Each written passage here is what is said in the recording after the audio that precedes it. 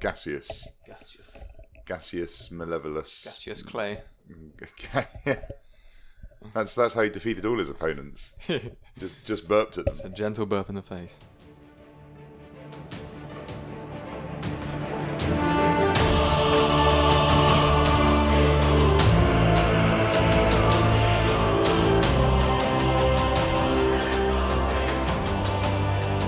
Hello, geeks and geekettes, and welcome to another edition of the Geekstation podcast, where we talk movies, TV shows, games, and all things geeky. I am Sinn, and not as always, I am only just joined by Martin today. Say hello, Martin.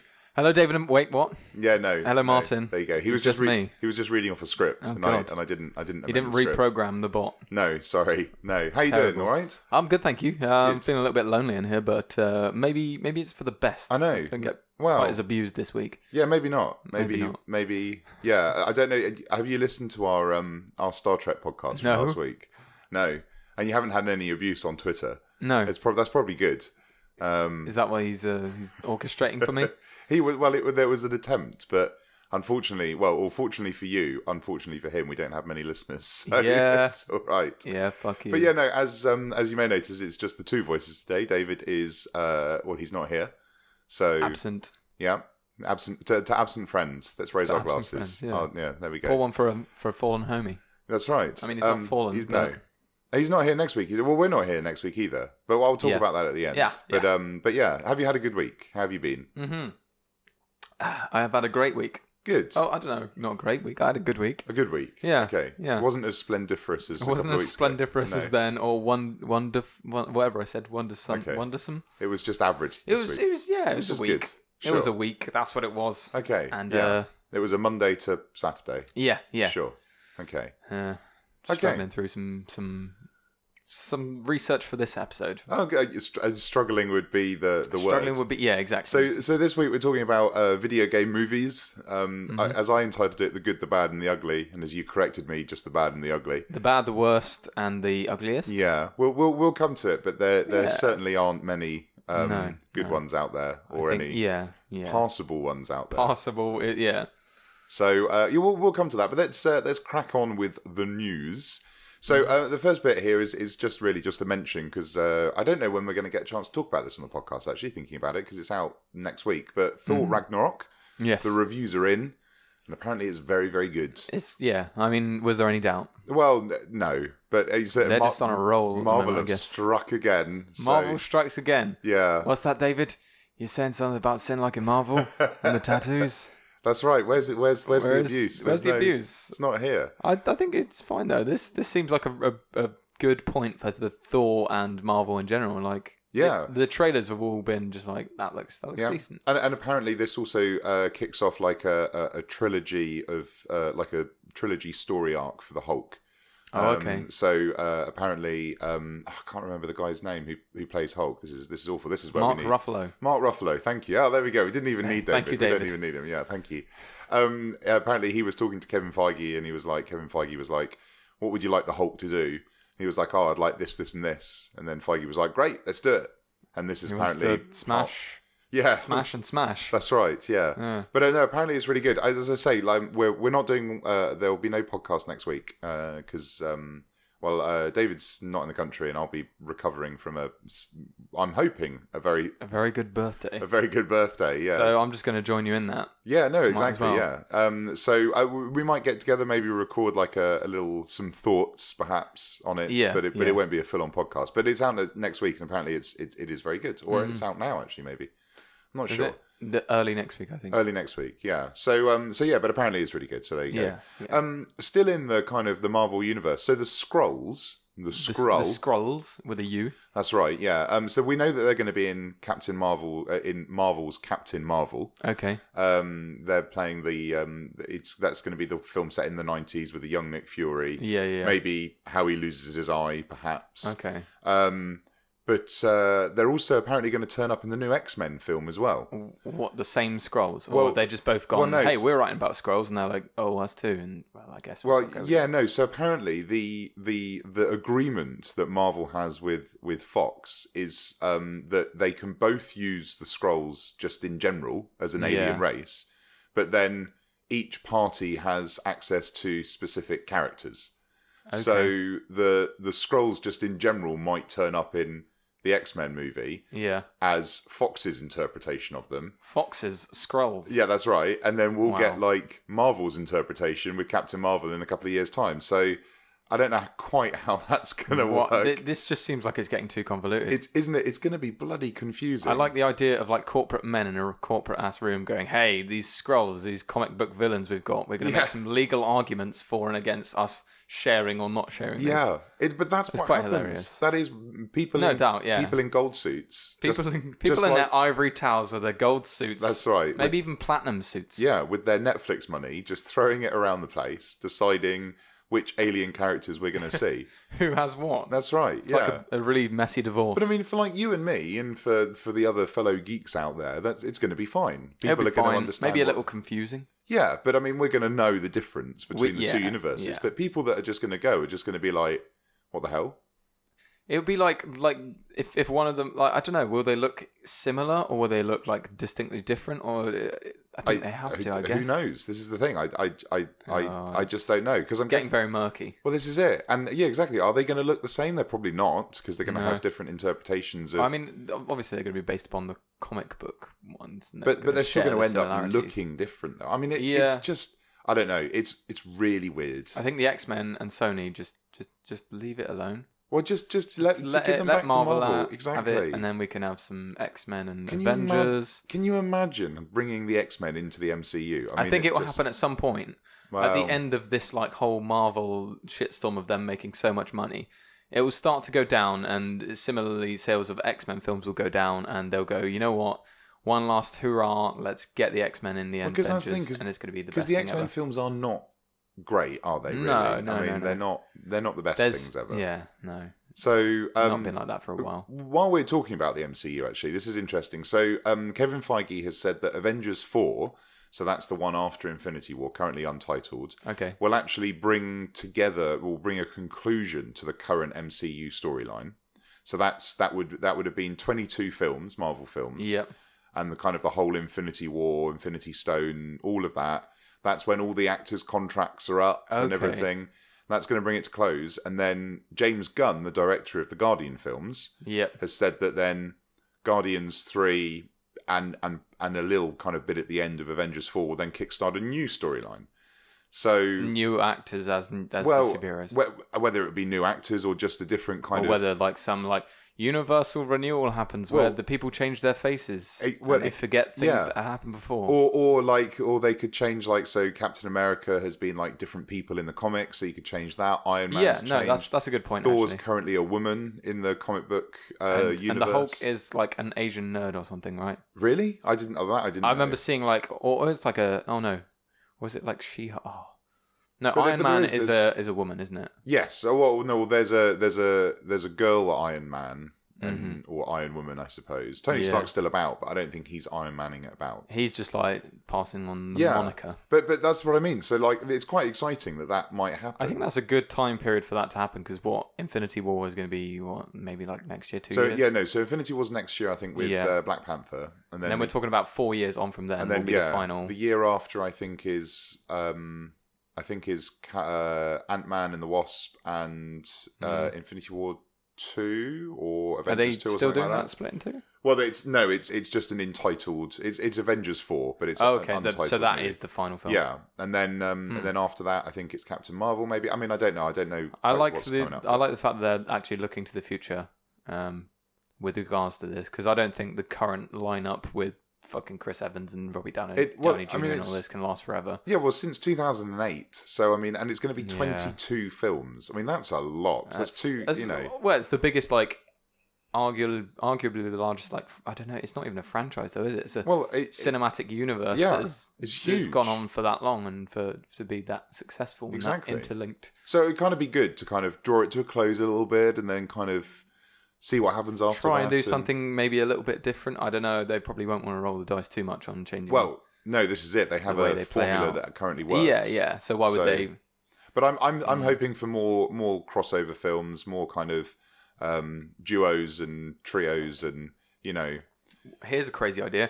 Why don't they make up a new superhero who doesn't have a comic? Whoa, hang on there. Whoa. I'm just putting it out there. Whoa. That could be perfect, because then they can go, hey, this doesn't need to adhere to any comic book rules, and this could strictly fit into our cinematic universe. I would like to see that, but come on. I mean, Hollywood hasn't had an original idea since the 80s. Exactly. Let's rein that one in a little bit. So current MCU storyline is going to come to a close, which kind of everybody kind of thought was going to happen anyway. Yeah. Actually, no, I'll leave that one for last, because that will be a good segue into what we're going to talk about today. Yep. The Han Solo movie has a title. Are you ready for this? It's called Solo. Solo. A Star Wars story. A Star Wars story. Yeah. Oh. I mean, original. I remember like finding the article to that and being like trying desperately to scroll in to see what it was called, and just like passing over that because I was like, that's too dull. That can't be the name. You and the rest of the internet as well. Solo. Yeah. It kind of makes sense because it's Han Solo. It's his solo movie. Rogue One was called Rogue One. It was called Rogue One. Yeah. A Star Wars story. Yeah, so they're all Star Wars stories, aren't they? A Star Wars story. Yeah, that's right. Yeah. Let's sit down, children, and enjoy a Star Wars story. But apparently this is it's out I think in May next year. Yeah. So that'd be good. That'd be fun. I like that. I really am looking forward to the idea of Childish Gambino as Lando. Oh yes, yeah. I really like him as an actor and a music artist. That's it. I think it's going to be good, and I think he's going to do a good impression, as well as doing his own take. I just hope he's in. I hope he's in it more than just the inevitable kind of gambling story that will be him losing the Millennium Falcon. Yeah, I hope he's more of a character.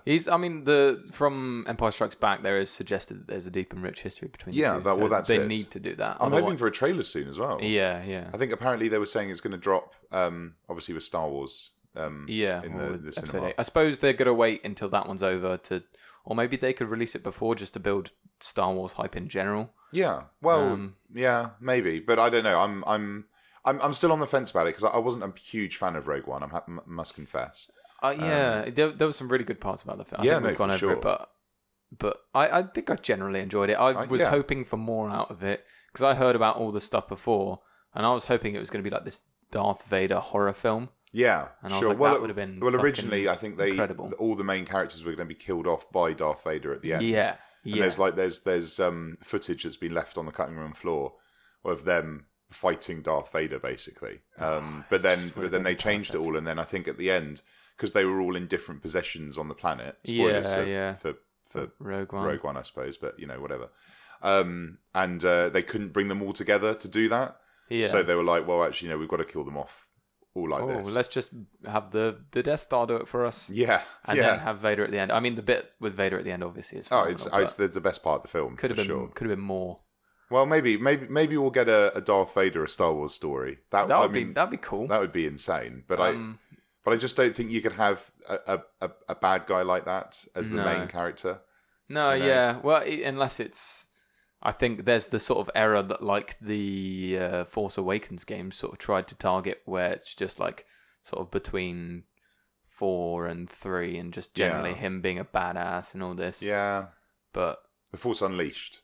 Yeah. Not the Force Awakens. What's that's 7, isn't it? 7, Force Unleashed, sorry. Yeah, the Star Killer games. I was trying to think wait, no, that sounds too familiar. When was that?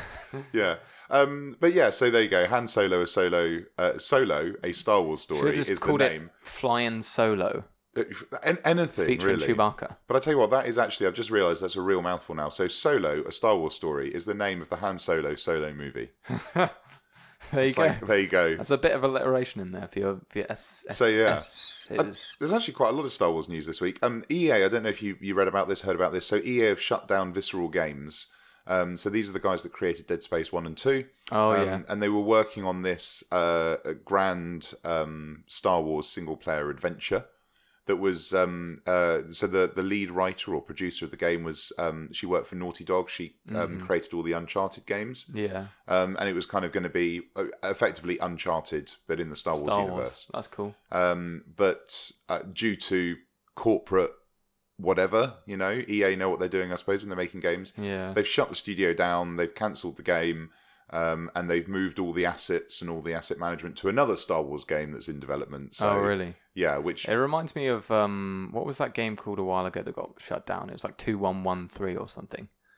It was like in preparation for this whole like Star Wars reboot. Yeah, it was like a third-person shooter, and it looked really fucking cool. Yeah, yeah, same thing. I think so. I've been reading a lot, listening to a lot of kind of professional game reviewers' ideas on this and stuff. Yeah. And they're basically just saying that single-player games, unfortunately, are kind of dying a death because the producers, the companies, they want to get the microtransactions in there. Yeah, they need something with a long tail that just continues. And if you have a multiplayer game, you can pump stuff into it for years. Yeah. Whereas if you have a single player game, it's like 8 to 10 hours and then that's it, it's done. And if you want to make DLC on top of that, that is more development costs and more time, then that's just not as cost effective as putting microtransactions. Exactly. Well, so apparently, loot crates microtransactions now account for 1/3 of all game revenue. Oh God. I mean that is just phenomenal. I'm guilty of buying, the occasional skin no doubt. And if you enjoy a game, by all means go out and purchase some extra stuff, as long as it's not like buy this to get your character to level 99. Well, and this is the thing. Do you see that while we're on this, so Activision they've patented a way of matchmaking you with people that have more cosmetic and more instead of matchmaking to skill, you potentially could be matchmake to skill and what you've bought in the store, which will make you kind of go, oh, well, I really want that. So you match with people who have spent a lot of money on the game and look really cool. So you go, to encourage you. Oh shit, I'm just like here in my basic outfit, and these guys are looking really cool. Maybe I should spend money on this. Basically, yeah. Or Activision, what are you playing at? Or you get killed, and you realise that the guy that killed you has got the Eviscerator 5000, and you go, oh, well, I want that. Go into the store, it's $3.99. I'll buy that, and now I've got the Eviscerator 3000. Yeah, that's where I kind of I'm not happy with it, because if you buy something that actually makes your character better than someone else's, then that isn't okay with me. No. I mean, I think Overwatch has done it well, because you can buy loot crates. What are they at the end of the day? Animations, skins. Yeah, exactly. Voice lines. It doesn't affect the way you play at all. Yeah. So I think that's a way to go with it. I think it's the same with like other Dota and there are very few games, I think, if any. I can't think of any that actually give you new weapons. I mean, there's things that unlock new characters. Yeah. But again, a lot of those games you can unlock those characters by grinding it anyway. But this has the potential to be abused big even time. Fucking worse. Yeah. I thought I was bad though, because obviously I've recently bought FIFA. Please forgive me. But you can buy packs which will give you better players. Yeah. And essentially you can buy your way to like the best team. And that's just not okay. Even though I am fully guilty of doing this. But. I've seen all the. I have to say, I'm not in the FIFA, the FIFA sphere. I've seen the videos of people unlocking packs. It's like unpacking packs or whatever, and then they get a shiny golden Ronaldo limited edition, and it's just like, whatever. I don't know. I think the best way to play that game, honestly, even though it's less fun, because the mode is actually pretty good. But can you then take that team? So you take that team online. You take that team online. You play other people with it, and if you spent £70 on packs, then you're gonna. I mean, there's like bronze, silver, and gold players, right? So your team has a rating. So you are matched against someone with a similar rating. Sure. So if you have the best team, you're going to match against someone with a similar rating. But could they have like one super good player and then like... Exactly. Like there are players that, like in all sports games, there's always going to be the one player that just breaks the game because they're too good. But if you've spent so much on the game, even if you're at the top tier, if you spent so much on the game just to be unequivocally better than anyone else... But I just as I say, buying the occasional loot crate's fine, but like spending the same amount on the game regularly, spending money, is just like, it's stupid. It's so stupid. Although I have to say that when I first bought when GTA 5 came out, I spent like 30 quid on the game, and then I bought in-game currency. That feels okay though, doesn't it? Well, yeah, but it's still just like bad. Give myself a little kicks up. The thing is about that is when I played it, I did the same, but I didn't necessarily keep spending. I was like, to get going in the online, I just want a bit of money behind me to. Because you want to buy a decent house, and you want to be set up. I don't want to fully grind for all of this. I'm happy to grind past that point, but I want to be at a point where I'm okay. Yeah. I don't know if games set up like that. But as I say, it's a third. Apparently, as I say, it's a third of all worldwide game revenue. It's bad. It's really getting bad. That's like saying like the film industry, a third of the revenue is from popcorn and drinks. Yeah, exactly. It probably is. But that's incredible. Yeah. For something that isn't, people are spending money on the product and then they're spending extra money on that same to get more of that product or to get further in that product. And it's just. Take away the fact this is a game. That simple fact is just like, what the fuck? Yeah. I spent £5 to watch a new film, and then I spent a further £2 to watch the behind the scenes. Or whatever. I don't know. But it goes beyond that. You spend the extra £2 to get the film in 3D and fully interactive and change the costumes of all the characters. But it is a trend, unfortunately. It is a trend in gaming. It's the way it's going. I mean, that's the way money is made now, so that will continue. That's it. And I'm not sure. I don't know. I don't know. But anyway. Who knows? So there's been some trailers released this week, which is pretty good. So we'll sticking on kind of the game thing. There's Battlefront 2. Yes. So there was a campaign trailer that got released. And we were saying before we switched the mics on that I think I'm going to buy that game just for the single player. For the single player. At this, yeah. You know, I mean, because it's going to be like 50 quid. I mean, I'm going to buy it for the PC, so it's going to be 50 quid on Origin. Yeah. It's probably going to be the same for you on PS4 or whatever. Yeah. I'm fully willing to get into that because it looks good. But the single player does look good. I'm about that for the story. I think they've picked a really interesting point in the Star Wars universe, especially now given the fact we've got the other end after 6 at 7. So this is going to kind of sort of bridge a bit of that gap for us. Yeah, so you get to play as an Imperial start with, which is the first one. Engineer sort of. No, she's part of the lead character's part of like this elite kind of Black Ops group for the Imperial called Inferno Squadron. Yeah. And they're on a mission to presumably prevent the rebels from blowing up or destroying the shield generator on Endor. Mm-hmm. And they're too late, and they blow up the Death Star. They see it blowing up. There's that cool opening cinematic where they blow up, and then they go on a big revenge mission. I presume anyway. Literally, yeah. And I think it tells a story, or at least bridges the gap between kind of 6 and 7 a little bit. So they may end up joining the New Order. But I hope that this character doesn't end up turning good. Yeah. I hope she dies at the end, because that's the only other way I can. Yeah. Because I don't want to see her show up in the film either. That's kind of lame. Oh no, I don't want to see her show up in the film, but I also don't want her to turn around and be like, I'm good. I'm going to do a suicide thing to help the rebels. Well, yeah, exactly. Or to be ordered to blow up a rebel base, and she sees women and children there, and she's like, I'm not going to do it, and then she turns on her fellow. From what I can see in the trailer, like, she's pretty hardcore Imperial. She's like, you know what? They've killed the Emperor, and I'm pissed about this, and that's really cool, because I like being set in the Imperials. Everyone loves to be an Imperial because it's fucking badass. Yeah, but, even though you're morally wrong.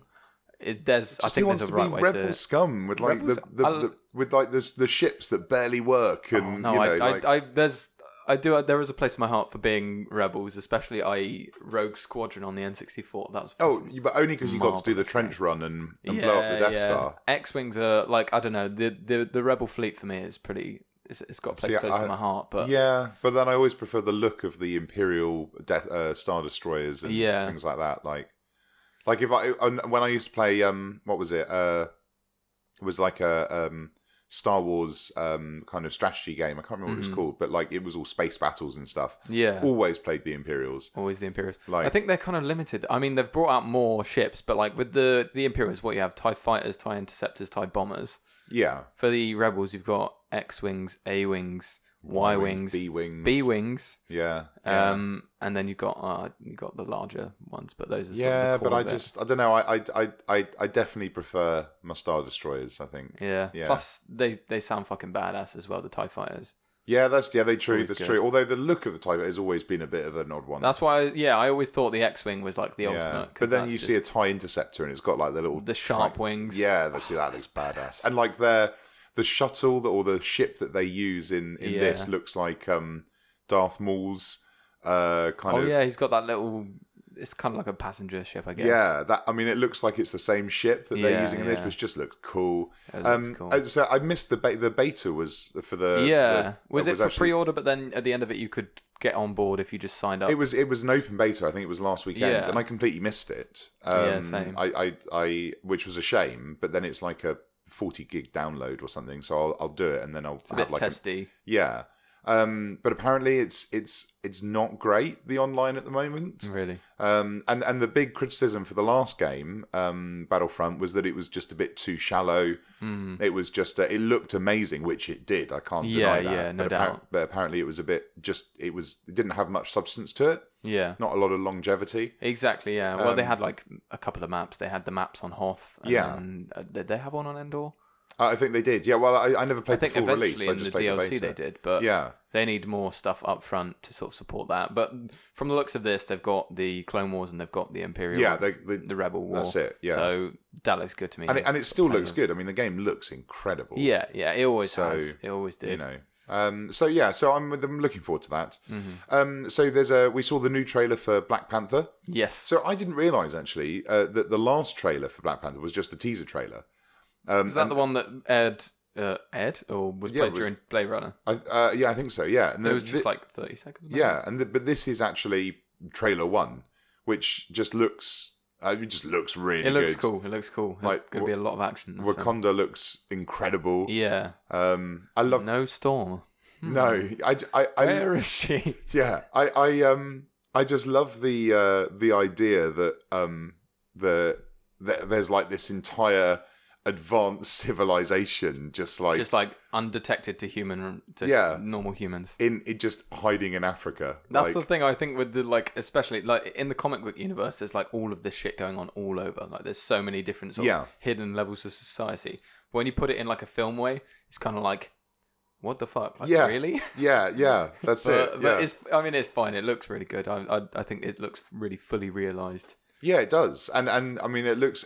There's a lot of CG going on in it. Yeah, though. I mean, that's which I kind of suppose makes sense, but I mean, it looks good. And Andy Serkis is the one of the main. For some reason, I thought that was like the bloke out of fucking Section 9. What's the South African one?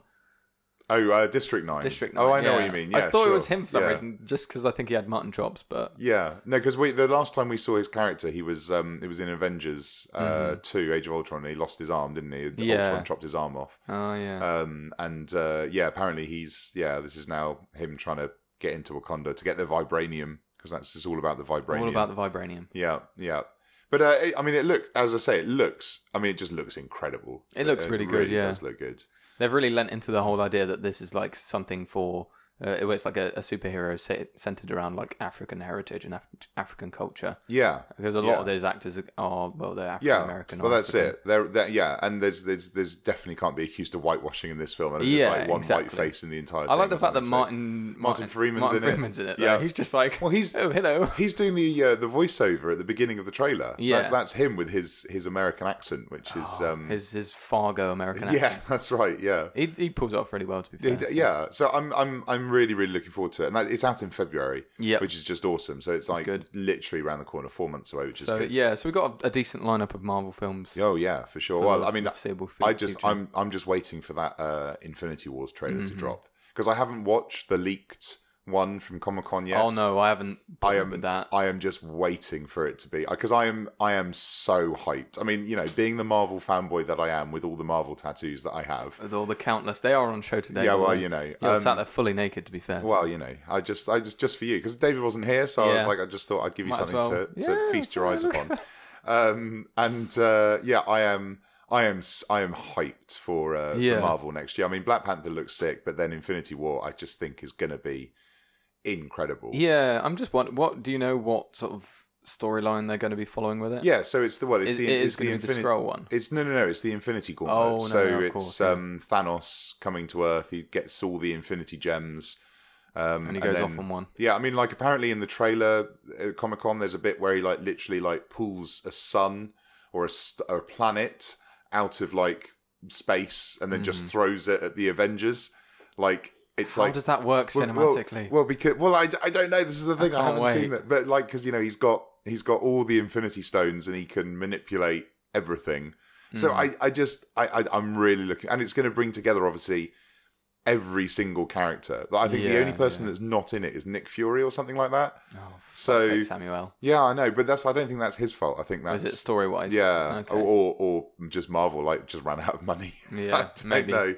But like every superhero we've seen so far in the MCU, they're going to need Doctor Strange for this, aren't they? Yeah, no, Doctor Strange is in it, and like all the Guardians are in it, and then the Avengers. I just think it's going to be... It's just like how long is this film going to be, and how are they going to... Yeah, well, all of this in, particularly because originally it was going to be 2 films. Yeah, exactly. So now they've just gone. Oh wait, shit! There isn't as much as we needed to say. Well, maybe, or it is going to continue in Infinity War, in Avengers 4, but they're just. Or maybe he just like fucks everything up, and then the next films following this one will just be about a fucked up world. Yeah, well, maybe. That sounds cool. I mean, as I say, I just don't know, but I am looking forward to it. Yeah. I mean, and yeah, it's a good time for Marvel films, and I'm looking forward to seeing Thor. I'll probably see that next week. I think they're reaching their sort of the critical mass, their apex. Well, this is it. This is what, because everything has come together. Exactly. This is the biggest villain they've ever faced. Yeah. It's taken them 10, 11 years to get to this point, and they've built it slowly. Unlike another superhero film franchise that we won't talk about this week. Leave them out. There's nothing going on with them this week, so it's all good. I've got nothing in the news to talk about, so it's refreshing. That's it. I know, it makes a change, doesn't it? So there we go. The Punisher had a new trailer that we watched, and now has a release date. So 17/11. Yeah, that's it. So Punisher's coming out November the 17th. So we'll be talking about that presumably on that podcast. Let me just check the old calendar here. Yeah, so that's Friday the 17th. So we'll probably be talking about it on the podcast Sunday the 19th. So that gives us a good day and a half to watch 13 episodes. 13? Yeah, it'll be 13 episodes. Wow. Yeah. That's a lot longer than most Netflix series. Well, all the Marvel ones have been 13. It was just the Defenders that was 8. Oh, yeah, I was going to say. Yeah. So I don't know if we'll be able to watch... I mean, I don't know if we'll be able to watch all of it or not. We may have to wait until maybe the week after, perhaps, because it's a lot. But yeah, potentially. But it looks good. It looks less... less Marvel-y and more kind of just gritty. This is a real gritty revenge story. I can tell that much. Yeah, and it looks pretty brutal as well. Yeah, I think they probably had to obviously restrain some of the stuff in the trailer, but I can't wait to see how brutal it will get. It also, for sure, and it's going to get brutal. It's going to get pretty horrible. But it looks like it's quite actiony as well. Yeah. So it looks like there's kind of. I think there's going to be a lot of action in it. Because the thing with the Netflix series is they tend to not. I don't think you've seen any of them all the way through, or maybe just Daredevil. Yeah, I've seen spots of other ones. But they're always too long, and there's always just episodes where it's just like, oh, come on, monotonous drama stuff. Yeah, and this looks like a lot of action. Yeah, so... I think this has to be like this. Out of all of them, this has to be the one that is explosions and guns everywhere. Because it's the Punisher. Yeah, well, exactly. So I'm looking forward to it. I know if David was here, he'd be saying that he's really looking forward to it too. So I can hear his I can hear him. Medium being communicated. There he is. Yeah, I can hear him saying it's going to be awesome. In the room. He's really looking forward to it. He likes the Punisher. Wow. He called me something really nasty. Yeah, you don't have to repeat that. It's fine. No. Okay. Thanks. So let's move on to the last bit of news, and this will segue us nicely into our main subject. Woo. So you know that they're making a live action Detective Pikachu movie. Okay. I think I heard about they did this in Japan already, or they're on their way in Japan. So this is the live action Detective Pikachu movie, and apparently Dwayne Johnson, Ryan Reynolds, Hugh Jackman, and Mark Wahlberg are all in consideration for the voice of Pikachu. The voice of Pikachu. I think there was a big petition. No, there was originally a Detective Pikachu game or something being brought over here. Yeah, and there was like a huge petition for the voice to be Danny DeVito. Right. Okay. And I was like, I think that I can't get off that. Like, Mark Wahlberg would be hilarious. Yeah. But you can't beat the Danny DeVito as Pikachu. No, that would be incredible. But I mean, I can't imagine that this is true, that all 4 of those people are... Dwayne Johnson. I mean... No fucking way. Yeah. What were the other names? Ryan Reynolds, Hugh Jackman. Hugh Jackman might be a bit of a laugh. You'd know he'd have a laugh with it, so I suppose. Yeah. But, I mean, I haven't played Detective Pikachu. Is it even out in the UK? I don't know. No. But a live action, like, I'm not... That's an interesting thing to do. Yeah. I'm like... I just don't know. I just don't know what they want to do with that and what that will look like and what that will. I'm not sure. Be. Kind of. I don't know. I'm not sure about it. It sounds hilarious. Maybe even in a way that is mocking the film itself, but yeah. But I like the idea of Mark Wahlberg voicing Pikachu though. That's a new concept. To me. Well, there you go. So Marky Mark. Yeah. Anyway, that's going to be out in a couple of years, so that's something for us to look forward to, I suppose. To cross all our fingers and toes is. That's it. So let's talk about video game films. Video game films. So video game film. That's right. The good, the bad, and the terribly ugly. Worst. Yeah. So I've got a list here of all the major international live action film releases. Mm-hmm. But just before we do that, let's just talk about because are you a Pokemon fan? I'm guessing. Yeah. So I've never been into Pokemon, but I think Pokemon the movie. Pokemon the movie is, but that and the TV show, I suppose, what's that like compared to the game? Is that it's kind of a different thing, but it like works for TV. Like it ignores some of the rules of the games, but it brings some of them in and sort of has liberal use over that. But it's like generally just like a pretty heartwarming and nice little anime kids TV show sort of thing. I remember watching it back in the day when it was on SMTV Live Saturday morning. Yep. Eating my cereal, watching that, Cat Deely, Ant and Dec. Yes. And then they would do goofy Pokemon sketches, and then Pokemon would be on. Yeah. And that was great. And then the first movie, I remember that one coming out. That's still like a decent movie. Like, if you're happy to like watch that and be like, hey, this is just fucking Pokemon, and I like it. Yeah. It's good, but it doesn't have shit. This is a little left field, but it doesn't have anything on the first Digimon film.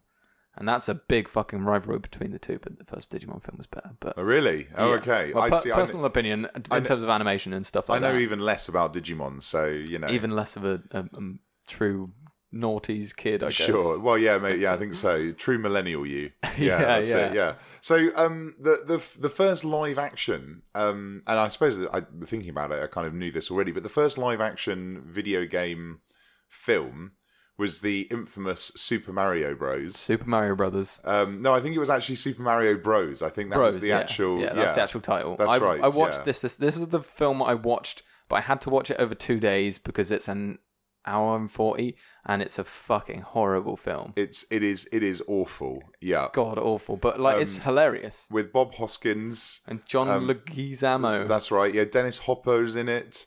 Fucking oh god. And so I mean, I'm just gonna read because so you know, we know Super Mario Brothers or Super Mario Bros. We love it. We know what the game is. This is the first line of the plot synopsis on Wikipedia. 65 million years ago, a meteorite crashes into Earth, killing the dinosaurs and causing the universe to split into 2 parallel dimensions. The surviving dinosaurs cross across into this new dimension and evolve into a humanoid race. Yep. That's what I thought Super Mario Brothers was all about. Yeah, right. The thing is, they took this whole thing that like Super Mario Bros. There's dinosaurs in that universe and Koopa and all this, and they really fucking leaned into it with like evolution and all this stuff. When it's like these aren't actually dinosaurs in the game; they're just a bunch of fucking lizards.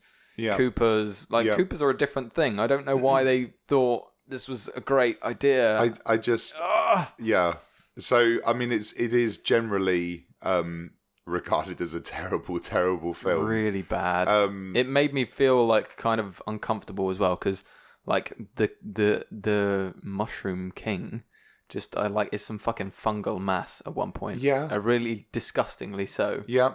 And just the Koopas just look weird. The Goombas are fucking horrible. I think, and there's like a weird bit in the elevator where he's like making them dance and he's like, hey Luigi, how did you know they were going to do that? And he's like, everybody loves to dance. And it's like, the fuck do you mean though? Please. I honestly yeah, and there's like there's about experiment. I just know. Yeah, it's evolution.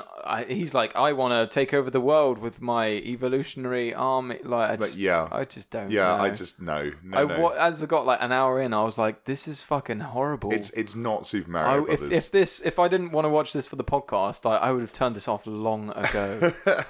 And the fact is, like, in this film, like, the main character is Luigi. Why is Luigi the main character of Super Mario Bros? Even though Mario is like, it's like, oh fuck, it's so bad. Mario is an older New York man who adopts Luigi. Mario's name is Mario. Luigi's name is Luigi Mario. Someone please just fucking explain to me who was like in the writing booth and was like, you know what, this is a fucking great idea. It is. It's an incredible experiment because it was the first one though. Like they sank loads of money into this. Like, this is going to be a surefire win, and you can really see that in the set design and all this stuff. Well, the budget, it had a budget of 48 million, and obviously that's back in the early 90s. It only made 20.9 million. So I mean, they made Nintendo or some studio somewhere made a huge loss on that. Huge loss. Yeah. It was horrible. It was really, really horrible. But like, I was like looking, because there's like a bit, you know that song Everybody Walked the Dinosaur? Yes. Yeah. There's a bit where George Clinton, who's a famous sort of funk artist, made a cover of that song for this movie. Right, yes. And it's just like, how did this whole thing exist with like this level of names involved in it? Like, I just don't know. Yeah. And people were like commenting on this video because I was just finding out the music video for that. And people were commenting like, hey, I really love this film. Like, I really enjoyed this film. This good old film. And I'm like, are you fucking deluded? Somebody enjoyed it. I think it's one of those films, like, you know, when you're a kid and you're like, I really love this film because it was a kid film and I was watching it and you don't know how shit it is. It's probably that for them. Yeah. It has to be because there's no other way. Well, it didn't stop the development of video game movies. It didn't stop that, which I'm surprised at. To be honest with you, I'm surprised that one quick final thing on this: the end of this film ends on a cliffhanger, as if to say, "Hey, there's going to be a sequel to this." Yep. Fucking bad. Did you see the post-credit scene? No. So there's a post-credit scene where there's stick around for that long.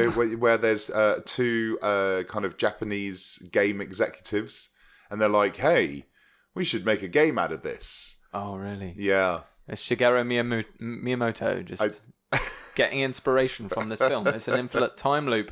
Stop it. So let's talk about the kind of the next big one along the lines, I suppose, was Mortal Kombat. Have you seen the Mortal Kombat films? This was one of the better ones. I was looking at lists and this always came up. Yeah, Mortal Kombat actually it's still terrible, but it's all right, I suppose. Not as bad. But then I was watching some clips of it, and it is very mid-90s. Yeah. And it's kind of like, I don't really want to go back and watch all of that again, you know, kind of like bad CGI. But Lara Croft Tomb Raider came out in 2001, and was followed by Tomb Raider: The Cradle of Life. Yeah, in 2003. I thought the first one, especially, I can't really remember that much about the second one, but the first one was a decent attempt.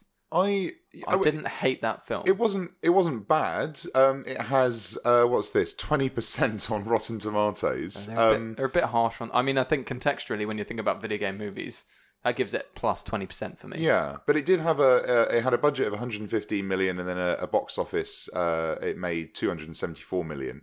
So I suppose after marketing, it made a small profit, but not much. Not much. But this was with Angelina Jolie. It seemed like it was going to be a surefire hit because it's. I mean, the plot of this film could be the plot of the games rather. The whole setup for the games could just be a film. Yeah, well, no, that's it. Yeah, and it'll be interesting to see what the new film is like. Does with it. Which is obviously, I think it's just going to mimic the reboot game, which is fine with me because I was like, that game is pretty good. I haven't actually played it. Actually, I haven't played any of the new ones. It's free on PS Plus, but it was really good. Because there's two of them now, isn't there? There's two. I haven't played either of them. Not so much tomb raiding in the first one. But no, it's a good game. But I seem to remember these films. I mean, they're okay. They're a bit kind of larger than life, but as as a video game to film translation, it works. Yeah, sure. But I mean, it's like the type of film that is basically an Indiana Jones film.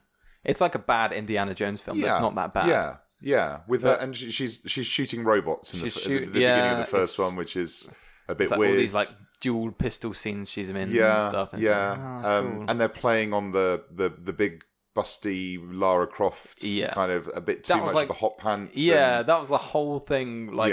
With the games as well, though, it was like these. Hey, do you want some polygonal boobs? Yeah. Well, this is the game for you. Jesus. Wasn't there like the secret cheat code that wasn't actually a cheat code to try and get her to take her top off, and it never really worked? And I just they knew what they were doing with that. Yeah, exactly.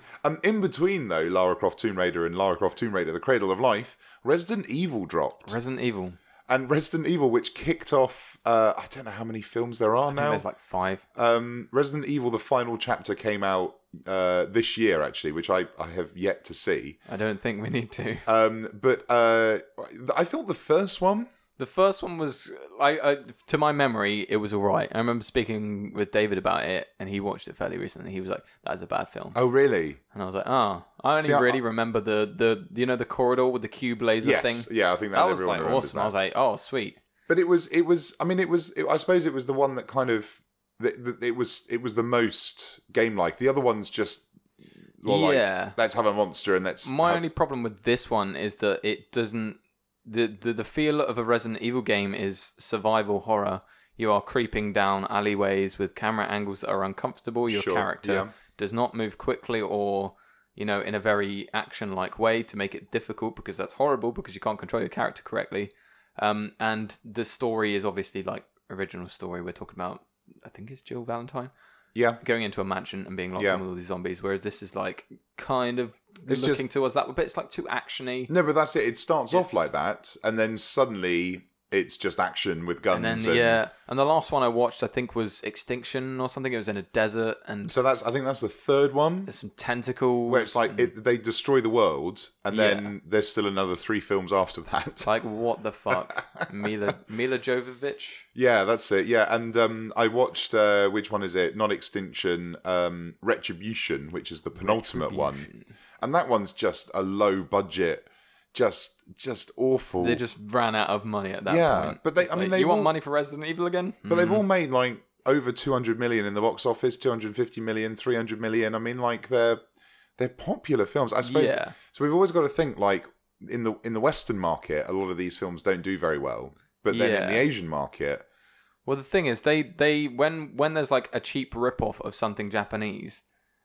In our eyes, we're like, this is bad, but for some reason they're like, hey, this is pretty good. It. Yeah, they liked Ghost in the Shell. Yeah, well, they were like, whitewashing. What does that mean? Like, that's fine. I like Scarlett Johansson. Yeah, sure. Yeah, no, well, yeah. I suppose those arguments don't really translate all that much, do they? No. I'm just trying to kind of pick the next one down from here. Doom.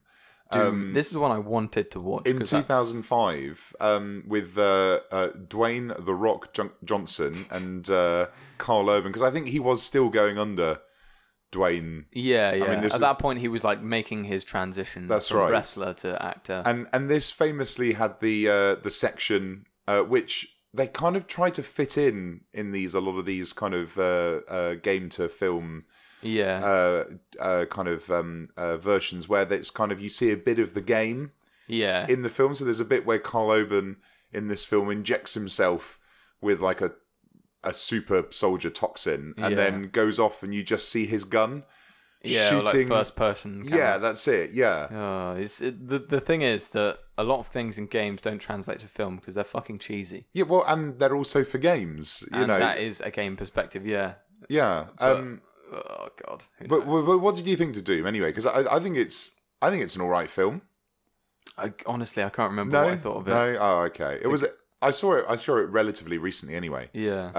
And it kind of, the thing with Doom is that Doom is just running around shooting big monsters. Yeah. And that's kind of like what any kind of science fiction delving into hell action and film is. Taking on Satan's army is Doom. So.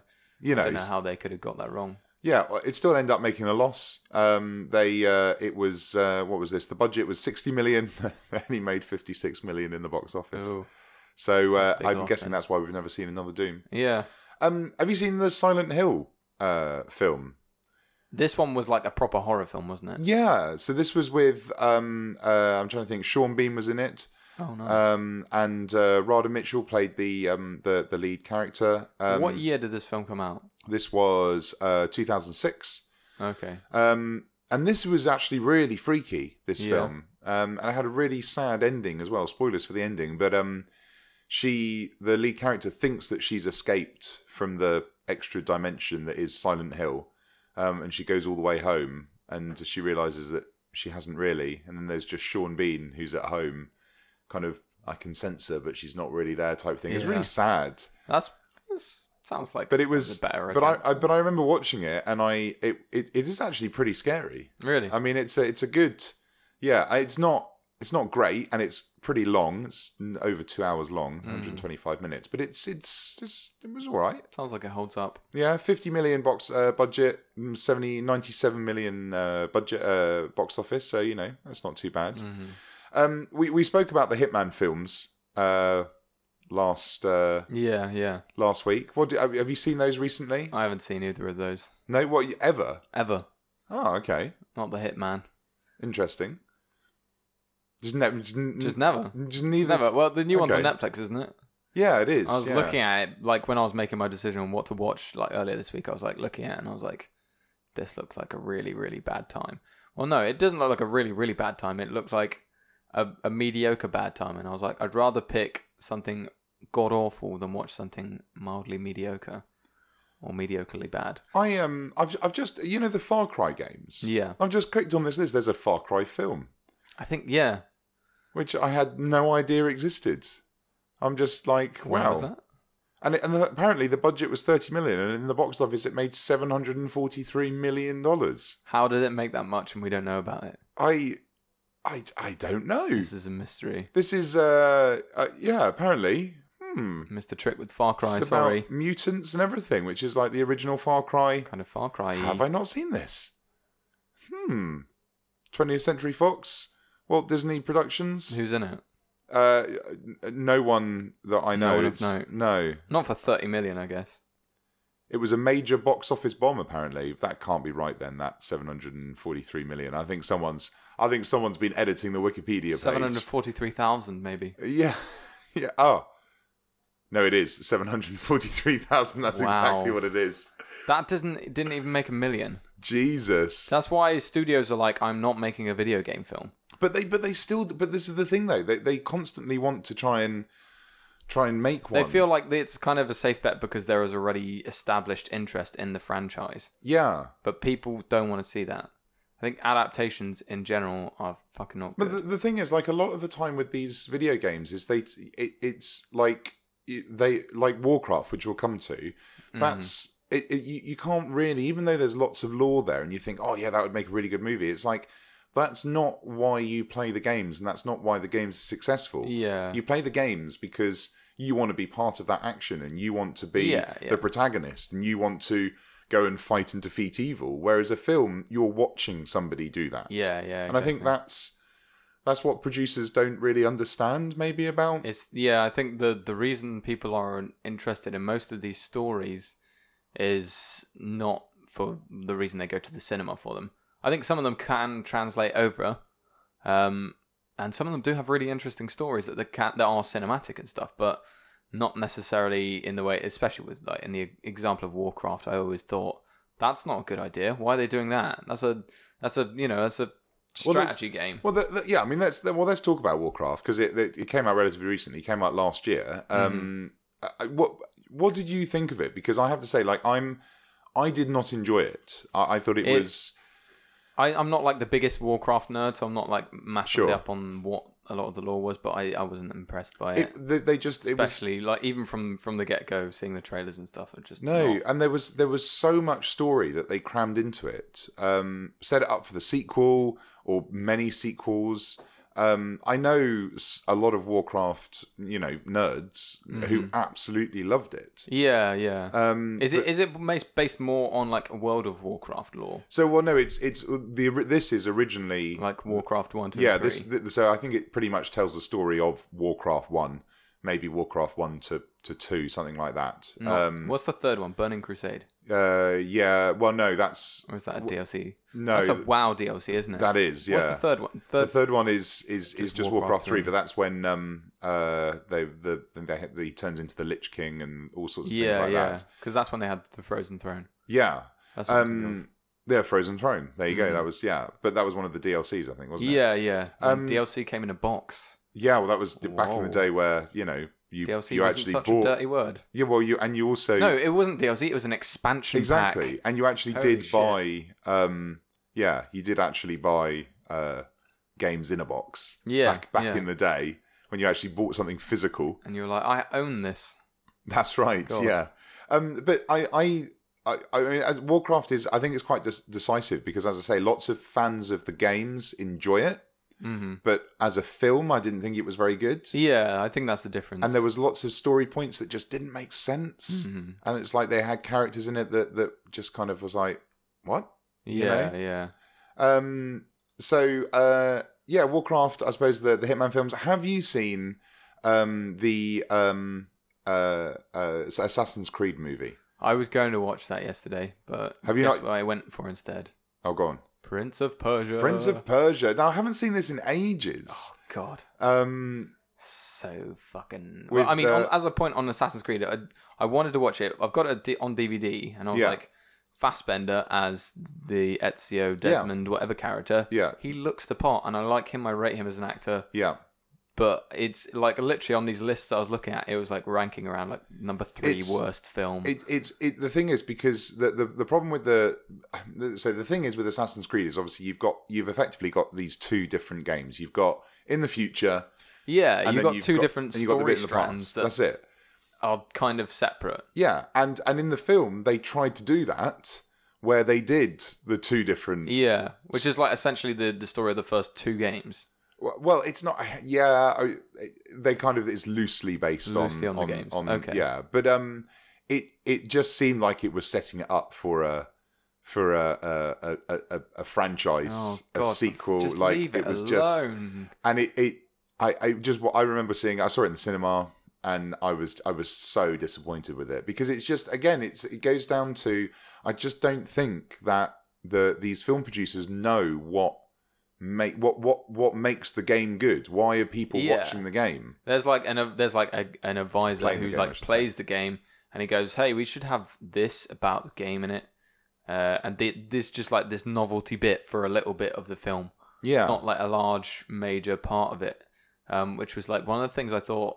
I mean, about Prince of Persia, like they were like, "Hey, you do a lot of parkour in the game, so how about we have some parkour bits in this game?" But the Prince of Persia, the Prince of Persia. I mean, I have to say, I must confess, I haven't seen it in a very, very long time. But I just seem to remember, like, it's that. I mean, it's probably one of the better ones, even though I don't think it's a great film. Oh, it is pretty fucking bad. But it's good in terms of they haven't tried to take the storyline. Or they haven't tried to take... well, I mean, it's good and bad because they've not tried to take anything from the game in terms of story because there's not much in this. If we're talking about the original Sands of Time game, unnamed prince who gets a dagger of time, unleashes the hourglass of time, and all these monsters are corrupted by the Sands of Time, and he has to mop it all up and get the sands back.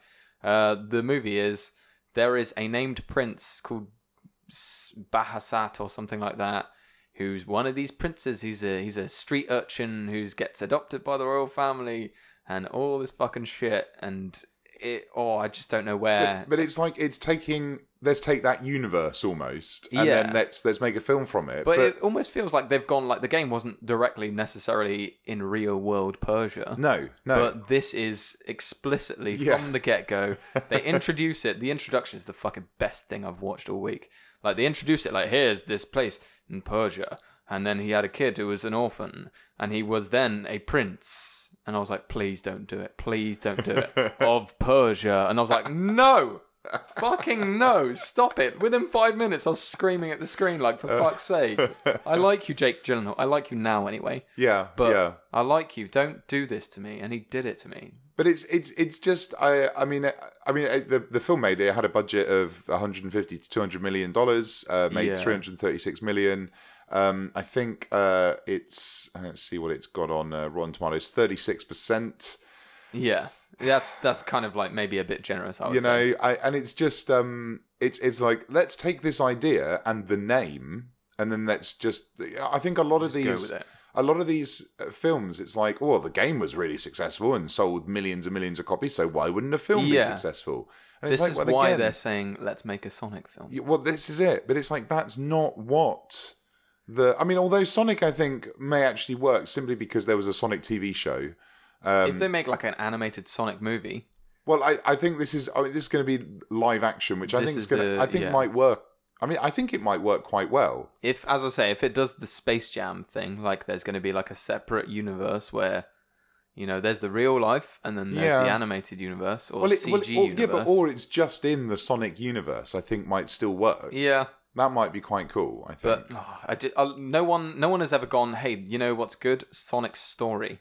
Well, no one has ever said that. Yeah. People are like, I like Sonic because I go fast in it. But I seem to remember liking the Sonic cartoon show. The cartoon show was cool because it was goofy as fuck. Yeah, and I think the same way like the Nintendo Power show was cool, and then the Mario Brothers and the Legend of Zelda cartoons were cool because it was just like goofy Saturday morning cartoons. Yeah. But I don't know. I'm as an hour. I don't know. I'm quite excited about. I'm not excited about the Sonic. Yeah, don't get me wrong. Like I am not a big advocate of Sonic. Yeah, I think he's a fucking big old trash bag a lot of the time. Sonic Mania was cool. A big old trash bag. A big old fucking trash bag. Big old blue trash bag. Sonic Adventure 1 and 2. I don't care if you like those games. What's the new one that's just come out, which apparently is very good? Sonic Mania. That's the one. It's like they got some of the developers who were making fan games. That's Sonic, it, yeah. And they were like, hey, you're doing some really good stuff. Let's make a remix of apparently the classic. It is really good. Really good. A lot of the stuff they've done with it was really good. Like, they've reworked new aspects into the old Sonic formula as if it's like Sonic the Hedgehog 4. Yeah, sure. But they also have some stuff which is like, you can go and play like Sonic 3D in this like little mini game that's hidden behind the level and stuff. There was like Sonic R, so the racing game was in there as well. Oh, really? It's got good little bits. But ultimately it's Sonic, and I don't think I enjoy the Sonic games that much because it's like kind of jarring to be like, here's a game where you're running fast and it's also trying to be a platformer, but I don't know if it's that fun as a platformer. No, okay. If I see it on sale, I might end up picking it up because I think it's one of those. It's like, if you enjoyed those games, then go for it. But yeah. A film wouldn't work for me. And we've got to look forward to. We were talking about Tomb Raider earlier on. That's coming out next year, I think, early next year, which is something to look forward to. Yeah. I briefly spoke about this last week, but Tetris. They're making a trilogy of science fiction movies. A trilogy. They are banking on it that hard. But apparently the story is incredible and something that you wouldn't be expecting. And I feel like this is an emoji movie. This is. I don't know. It's weird. I mean, a puzzle game. Hey, I'm gonna make a movie about. Puyo Puyo. Making a movie about. Candy Crush the movie. Let's go. What the fuck? But making a movie on like Tetris, the story of Tetris might be quite interesting because it's, like the guy invented it and then because he was in Russia, the state took over and took all the money. And also like a movie about the making of the game Tetris. Yeah, that would be incredible. That would be really good. But this apparently is a science fiction film about Tetris, but there aren't any other details. I tried to see if I could find some more up-to-date details, but they all came out like last year. So I don't know. This is a really weird thing. Something to look forward to. If people are like, "Hey, this Tetris film is good," I'll be like, "Yeah, definitely," but I'm not going anywhere near that otherwise. So there's a couple of films that we haven't spoken about. Have you seen the original Street Fighter film with? Is that the? Oh fuck. I can't remember his name. Hang on, I'm going to look it up.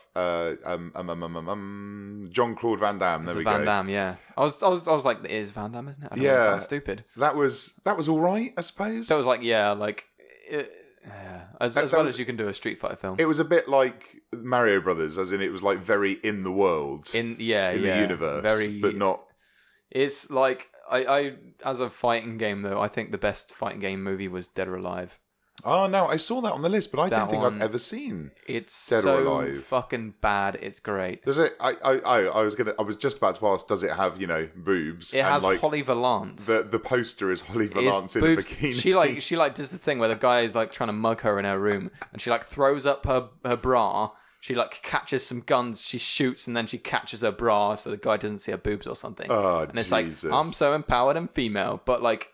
It's like so bad. It's fucking good. Like, oh my gosh, I can't believe they made sit there a Dead and you or laugh Alive at film. it. It's What other ones haven't we spoke about that we've seen? We mentioned all the Resident Evil. all 6 of the Resident Evil. You know, films. I think the best video game movie is Wreck-It Ralph. Oh yeah, we should. Yeah, it's not an adaptation. No, that's it. Big up mention to Wreck-It Ralph, because I have to say, actually, that's probably one of the best. It is the best video game movie. Game movie. This is the best video game movie. Final Fantasy VII Advent Children. I haven't seen Advent Children. I saw what was the original Final Fantasy Spirits film? Within. Spirits Within. That was nothing to do with Final Fantasy for some reason, but that one bombed hard. I remember watching it as a kid and being like, I do not know what is happening on this fucking film. But it looked really good. But it was like, cutting edge CG before they had Final Fantasy X out, and they were like, oh, well, this is something cool. I haven't seen this. There's Need for Speed, starring Aaron Paul. Yeah. Dominic Cooper. Is that good? Have you seen that? No. It just seems like kind of like, hey, have Fast and Furious under a different name. Yeah, well, I think that's probably what. Even though Fast and Furious is a completely different thing now. Although I have to say budget was 66 million. It made 203 in the box office. Yeah. So I mean people like Aaron Paul. Well, that's true, and this was just after Breaking Bad as well, wasn't it? So I think he was high on it. We spoke about Warcraft, Assassin's Creed. What do you think would make a good video game film? What franchise? Yeah, see, I was trying to think about this, and I was like, it's so difficult. Put aside your faith in Hollywood to make it good. You see, because I was thinking like something maybe like a Call of Duty. Yeah, but then that kind of in the way that Need for Speed is just a racing film. It's just like a war film. Well, that's it. But I wouldn't. But I mean, what are these films really? Ultimately, like kind of what are we talking about? What would I like? What type of universe would I like to see? Is it a good direct adaptation of the original story into a cinema format? Sure. So, like recently playing the XCOM games, I'd like to see an XCOM movie. That would be cool because that's like aliens come down, and I love squad-based alien, and I love the enemies in that. I love the Advent, but then it might end up just being like Battlefield. It might just be like a bad Starship Troopers, I feel. Yeah, well, exactly. You see, and then you're just like talking about like a generic science fiction alien invasion movie that just has the names of some of these aliens. That's it, and unless, and that's the thing. Like they work. A lot of these work as games. But they don't really translate into the film verse. I think the only one I don't want it to happen. I really don't want it to happen, especially now. But I remember hearing back in the day through the official PlayStation 2 magazine. Okay. Back in the mid-noughties, there was like rumors for a Metal Gear Solid film. Ah, yeah. With Russell Crowe as Solid Snake. Sure, yeah. And I was like, that sounds fucking great. I hate to say this, but I think, and I'm just going to do a quick little Google. That is actually still on the cards.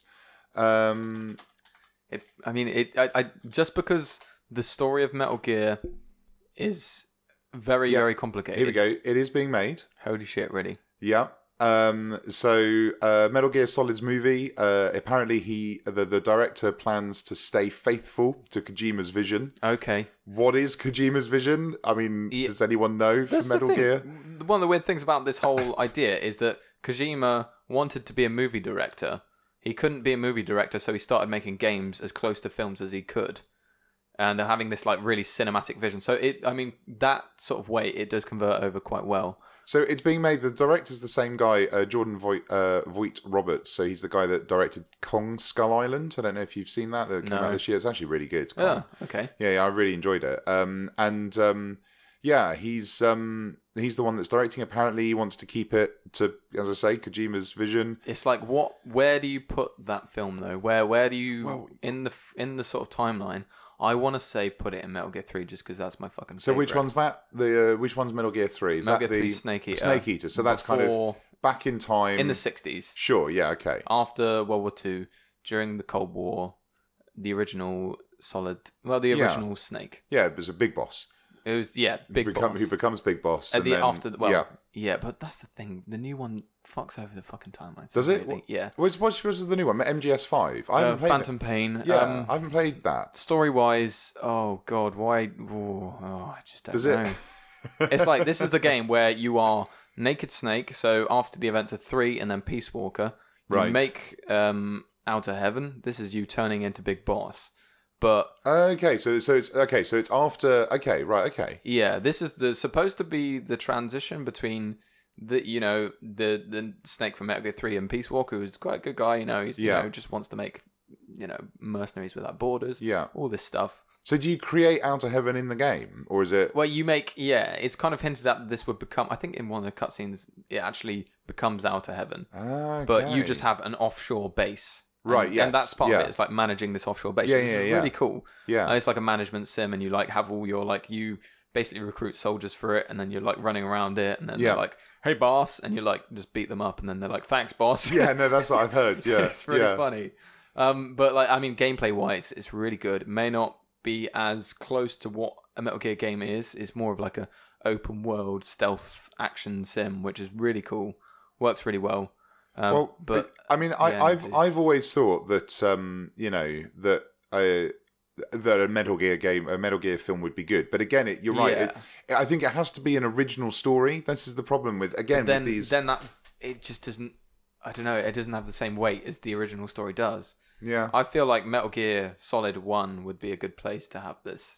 So as in telling that contained story of breaking into the facility, the whole Shadow Moses thing, and then taking out the bosses. Yeah, having those throughout there. That would probably be quite good. That'd be cool. Yeah, I always thought maybe a Fallout film would be quite good. Would be cool, but then it runs the risk of just being apocalyptic wasteland drama, but that's fine. But in the Fallout world would be quite good. Yeah. Because then you can tell an original story. You see, that's through the thing. The world itself. Yeah, exactly. That's rather a good than idea. Basing it, because I think a lot of these films make the mistake of trying to tell the story that's told in the games, or like feeling like compelled to tell parts of that story. Yes, that's it. To fulfill that. I think that's a really good idea because it's only with franchises like that though I feel it would work is have Fallout, have the cities in Fallout and New Vegas and all this stuff, or maybe like Elder Scrolls. That would be great for it because that's just a great fantasy setting. That's true. Just have it in Cyrodiil. But then I ask myself if you're going to do it, why not just come up with something original? If you're going to go that far, well, exactly. You don't need to. If you want to make a post-apocalyptic game, or if you want to make a survival game, or a high fantasy film or something like that, why base it in Elder Scrolls? Why base it in the Fallout universe? Why not just go? Let's just come up with something original. Maybe that's what they've done in the past, and they've gone, "Oh shit, let's just make something original." I think that's the only way. I would love a film about that sort of thing. I would love an Elder Scrolls film just because I think the lore is so rich in that you can go that far, and that would be acceptable because it's not trying to hit any beats of any games that I've played before. Or maybe it is. Or maybe I think for me, because I'm a gamer, I want to stay with that because, as I said earlier, for me, when I'm playing these games, particularly actually Fallout and Elder Scrolls, it's you being part of that world, and it's immersing yourself in that world, and I want to experience that for myself. I don't want to just be a passenger along it, And when you're when you're in a dungeon in Elder Scrolls and you find a little scroll that's got a bit of the lore in it or whatever it may be, it's awesome. It's like a personal. It's like that's the reason those games are good though, is because you are just put into that world and you make your own story by exploring. I always tell this story. When I first played Fallout 3, I was living on my own in my flat, and I think I'd taken some time off work, and I wasn't feeling great, and I was just playing Fallout 3 for the first ever time, and I was walking across the wasteland, off into the distance to see what I could discover, because it was all new and fresh, and you didn't know what was round the corner, and I was just flicking through my inventory, and I came across in the game, I came across a little recording from my in-game father, played by Liam Neeson. Oh yeah. And I played this tape and then flicked back into the first person, was just walking through the wilderness, hearing Liam Neeson tell me how much he loved me and why he had to leave and all of this. And I was just like, this is fucking powerful. Like, this is like, I'm in the middle of nowhere. And at the time I had a projector through my Xbox, so it was like just projected onto the screen. I was in darkness, and I had a moment what you wouldn't get if you're watching that on a film. Watching that happen. I mean, someone just go through it. And that's what games I see. Games are a lot, well, decent games anyway. When you're playing these, they're about the story that you carve into these game worlds. It's like the very nature of it being an interactive thing. Exactly. And when you're watching a film or a series or whatever, it's somebody else's interpretation of that journey. Absolutely. And I think that's probably why a lot of these don't work. Over. Because it's the executives just going, well, this made, as I said earlier, this made millions and sold millions and millions of copies. So that's why can't we do that on film? It's it's just a badge of, like, with anything that is a franchise or has sold some other format well. If we bring that over, people are going to know, because who likes emojis, right? You like emojis. Watch a film about emojis. Oh, jeez. And the meme movie that's in development. Who the fuck is doing that? What's it going to be about? Like, what? I mean, what's the emoji movie about? But what's the bloody... Yeah, memes are unleashed on the world, and, we have Adam Sandler who's fighting to stop the memes. Pixels. That was a terrible film. We didn't talk about Pixels, but... Fucking Jesus, bad. That was... There's other bad game-related movies as well. Gamer. Gamer. Gosh, that was... really bad. Was that Gerard Butler? Gerard Butler. Yeah. Jesus. It just doesn't end, really, does it? No. But apparently this push start to continue will be a nice... Player One. Yeah. Player One, I think it's called, isn't it? Something like that. Yeah, Player One. Based on the book. That's right. Yeah, I haven't read the book, but apparently it's very good. Because that's a good book, and I trust book interpretations of the film, because that is not something interactive. But that's it. But that's about playing games. That's not necessarily about games. So it's, I don't know. Anyway, so I suppose our general consensus is that there are no good. They are fun to laugh at. Yeah, they're just the bad and the ugly. They are bad and ugly. And then Mario Brothers, which is in its own little world. Bob Hoskins, I'm Mario. And there's so many one-liners in that film. He's like, "Get your tools, we're going," or something. And he's, oh god, oh, I love it. Anyway, so yeah, there we go. That was our quick tour of video game movies, the good, the bad, and the downright fucking ugly. There we go. Yeah, I will say that with conviction. And I'm sure if David was here, he'd say something, witty and sarcastic, but contradictory to our opinions. That's right, but he's not here. That part. So yeah, what's that, David? No, I couldn't hear you, David. Speak up. Oh, I forgot you can't speak over countries. That's right. No, sing. Actually, no. I think he's actually in London today. Actually, is he? Yeah, no, he's not on holiday yet. Yeah, he'll come running back. Yeah, we'll hear a knock on the door. Yeah, no. Anyway, hear a knock. He'll just barge it down. That's true. Yeah, with his gold suit and his fucking bionic arm. Yeah, that's right. Throwing his Netflix money around. God damn it. Anyway, so yeah, there we go. So what have we been watching, listening to, playing, or otherwise enjoying this week, Martin? What have I been doing? Getting up with Stranger Things. Oh yeah, are you enjoying it? Oh god, I sat down on Monday. I watched the first episode last week before the podcast, and I was like, "Oh, this is interesting." Yeah. Then I sat down on Monday, watched episode 2 and 3, got to the end of episode 3, and I was like, "Holy fucking shit! Oh my god, this is amazing! This is really great." That episode in particular is like, I think I'm gonna have to rewatch it. In anticipation for the release. Yeah, I'm really enjoying it. I watched another episode. I watched up to episode 4, and I was like, I need to put this down, otherwise I will watch all of this right now. Yeah. Because it was that compelling. I really want to savor it, but I need to watch it before the second series comes out, of course. Which comes out on Friday. On Friday. This Friday coming. It's going to get finished this week anyway, but... Good. And then Holly said to me, "Oh, I want to watch Stranger Things too." And I was like, "I want to watch it again. I already know that, to the beginning. But I need to know what happens next Sure. to get to that point first." So I've really been enjoying episodes. It's been a while, but is that episode with? I don't want to spoil it for. I don't want to spoilers spoil it for Stranger Things. Let's do it. Yeah, but no, I don't want to spoil it for you. Oh, but okay. is that the episode 3? I'll tell you. Episode 3 is where what's his name? Billy. Yeah. Billy's body shows up. Okay. Yeah. Sure. Okay. His body, inverted commas, shows up, and we get where Hopper stabs open his body, and there's the fluff in there, and I was like, "Oh my god, what is happening?" Yeah, and who's the?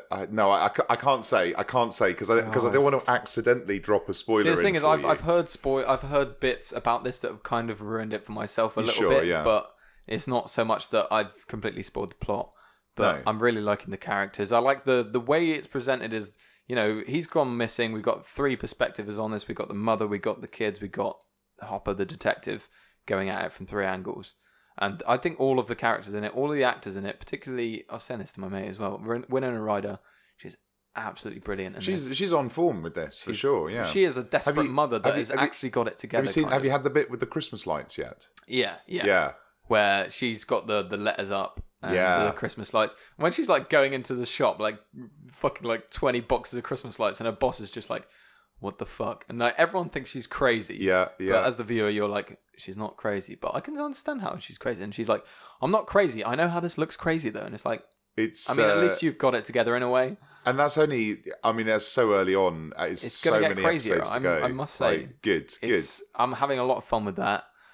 Yesterday as well, obviously I watched Prince of Persia, and I was like, I need to cleanse my palate. And I watched a film. I was looking, I was just researching, and there was a list of, forgive me if I say his name wrong, the film critic Roger Ebert. I don't know. Ebert. Sure. He basically has a list of his favorite top 10 films of each year, going back to 1960. Sure. And I was looking at, there was a film. Well, the link was Prince of Persia. Ben Kingsley. Ben Kingsley was in a film called Gandhi, where he played Mahatma Gandhi. Yeah. That was number 3, and his Roger Ebert's number 3 film in 1983. And then I was looking through, and I was like, oh, but Raging Bull, which is the Scorsese film. Yeah. Which is something I've always wanted to watch as being a Scorsese fan. All in black and white. All in black and white. And De Niro, actually, they filmed the first half of it, and then they stopped filming for about 6 months, so De Niro could put on all the weight. Get fat enough. Yeah. And that was a legitimate passing of time. Yeah. Bloody brilliant film. I have to say, there are some classics that I have never seen, and Raging Bull is exactly what I was feeling. I was like, I've seen this. I fucking love Scorsese's films. Yeah. But knowing I hadn't seen Raging Bull, I remember my mate saying it's brilliant as well. It's a great film. Okay. It's biographical about the boxer Jake LaMotta, who actually recently died in September. He did. Yeah. Unfortunate to hear, but the film paints him out to kind of be an asshole. One of the quotes from the actual boxer was I kind of look like an asshole in it. It's well, you've had 4 wives, and you used to beat your wife. You actually are maybe a little bit of an asshole. Yeah, sure. But it's really good film, film. Classic for a reason. Classic for a reason. And then you come out the other side, it's set in the Bronx with these Italian Americans is, very, very like this, and all the time you bum and all this. And I was just literally sat there doing the Italian hand gestures for about half an hour afterwards. Great film, loved it. Good. Okay. Yeah. What about you? I've been continuing to enjoy Star Trek, Star Trek Discovery, which is it just seems to be getting better and better. And I've got over my this is not Star Trek phase because it's not really Star Trek. It's Star Trek in name and a little bit in feel, but it's so good, and it's a good science fiction show. Okay. And and I'm enjoying. We watch it on Mondays, and then we talk about it the next directly after, and it's good, and so I'm really enjoying that, and I've been rewatching the episodes already, and it's only been out 4 weeks, so it's. Is it more it feels like a good evolution for the universe? No, it is. I just wish. The only thing is, and we talk about this in the podcast as well, but I just wish it wasn't set 10 years before the original. I wish that they'd just gone into the future with it. Yeah. Because that just would have made so much more sense, and they could have just got away with so many other things. It kind of restricts it to make it a prequel, I guess. Yeah, it does, and I'm still don't understand why the decision for that has been made. I'm presuming that there will be a reason for it, but at the moment, I just can't understand why you would make that decision. Yeah. And it's really weird. It's really odd. But yesterday, I watched Baby Driver, which is the. Have you seen it? Yeah. Edgar Wright film. Yeah.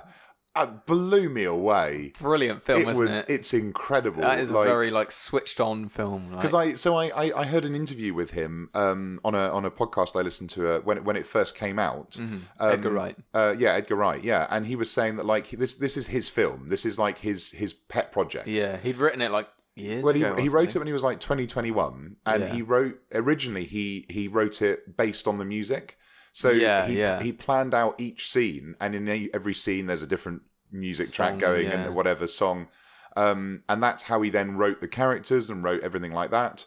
And I've never, music for me, I'm not a huge music fan, I must confess. I couldn't name half the songs, although I recognise them, That's the thing. Like me, I consider myself a big music buff across genres, but watching that film, a lot of that music is quite sort of a bit more obscure, which is really good, because I like to hear that stuff and go, hey, I'm going to listen to the soundtrack off of the back of this and really enjoy some new music. It's just, I've never known a film the music to work so well in a film, and it is.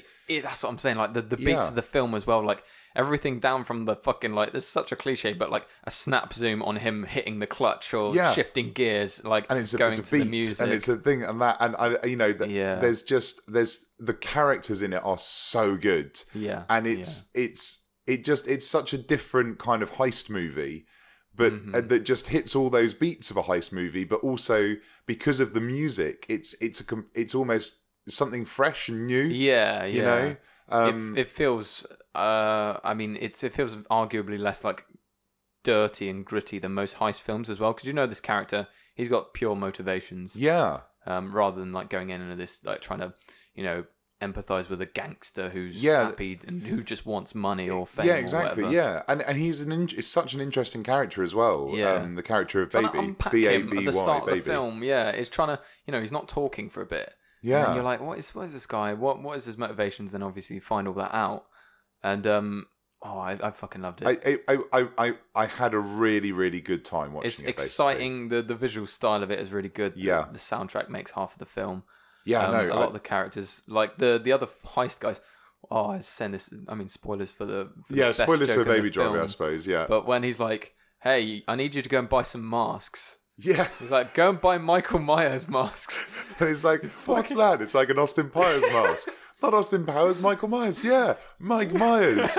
It's like, no, Halloween for Halloween. Oh, you mean Jason? No, Michael Myers. Oh, and then straight after that, he's like, they're all like, right, let's go. He's like, wait, no, I need to rewind the song, and he rewinds the song. It's like, now you can go. On, yeah. It's so good. It really is. If you haven't seen Baby Driver, definitely go and watch it. Yeah, I feel it's out on Blu-ray now. So go and buy it or whatever. Great. I think the first maybe half or 2/3 of the film are the best bit. I felt like the ending dragged a bit. It gets a bit crazy. Yeah, especially with the car park scene where he's that guy. Absolutely. It was still exciting. It still had me engaged. Although I did not the same way at the start of the film. I loved Kevin Spacey's character because you think it's going to go one way, and then he's just like, "Oh, I was in love once. Go on, you guys." I think that was a nice twist because I was like, "This is really building up to Kevin Spacey being the bad guy, and hunting him down," and he's just like, "Nah, fuck it." And it's that bit where he's like, he goes run. And he's like, I told you, get shot, and then just turns around, shoots the guy, and then turns back again and goes, I told you to run. Yeah. It's just it's really good. It's so yeah, that's pretty much my my thing that I've been watching. David, what have you been watching this week? Okay. Whoa. Yeah, wow. That was left field. Yeah, Jesus. There's no need to insult both of us like that. Jesus, honestly. I mean, you could literally edit him in there and it would make complete sense. That's right, I would. Because anything he says would just be... So yeah, there we go. That's I think that's the podcast. Unless of course you have anything that you wish to add. Motto of the Geekstation. That's all I've been doing this week.